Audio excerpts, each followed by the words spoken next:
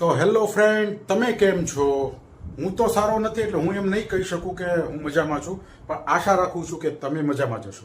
મિત્રો, છેલ્લો વ્લોગ ઉતાર્યો ને એને 10 દિવસ થઈ ગયા અને 10 દિવસથી કોઈ વ્લોગ નથી ઉતાર્યો. એનું કારણ છે ટાઇફોઇડ. રિપોર્ટ કરાવી લીધા છે અને એમાં એમ કહેવાય ને કે ટાઇફોઇડ વીક રિએક્ટિવ એવું કશું કંઈક રિપોર્ટમાં આવ્યું છે એન્ડ સાથે વાયરલ પણ છે.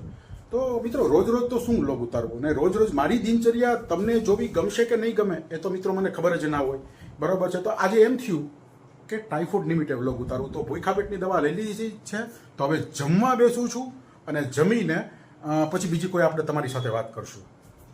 તો મિત્રો, મીઠી મધ જેવી ટાઇફોઇડની દવા ગળવાનો સમય આવી ગયો છે. તો ટાઈમ્સ ફોર ટેબ્લેટ. મારે તમારી સાથે ઘણી બધી વાત કરવી છે, તો વિડીયોને સ્કીપ ના કરતા દવા ખાઈને બહાર લટાર મારવા જાઉં છું. લટાર મારતા તમારી સાથે વાત કરીશ, તો બન્યા રહેજો. મિત્રો, અત્યારે હું આવી ગયો છું ઘરની બહાર અને ઘરની બહાર આજે ચાલો તમને મારા ઘરનો શેરીનો વ્યૂ દેખાડું. એકચ્યુઅલી આ જે શેરી છે આ મારી શેરી છે એન્ડ જે દૂર જે બીજી સેકન્ડ બાઇક પડી છે મારું ઘર છે.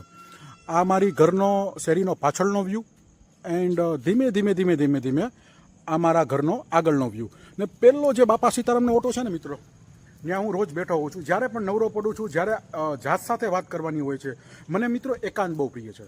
તો હું ત્યાં ઓટે જે પાછળ જે ઓટો દેખાય છે ને ત્યાં હું બેઠો હોઉં છું. તો આપણે ઓટે જઈએ અને ઓટે જઈને હું તમારી સાથે આજે ઘણી બધી વાત કરવાનો છું, તો હું તમારી સાથે ત્યાં જઈને વાત કરું છું. મિત્રો, ટાઇફોઇડ તાવ એ આંતરડાના સંક્રમણને લીધે થતો તાવ છે.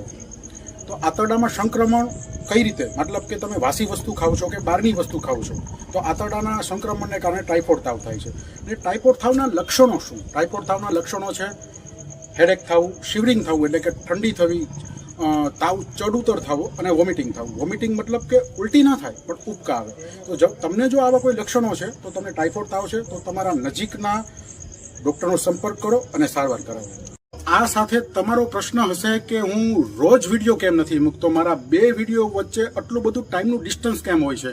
તો એના માટેની એક મૂંઝવણ છે, એ મારી મૂંઝવણ છે કે તમને શું મારી સાથે વાત કરવી ગમે છે?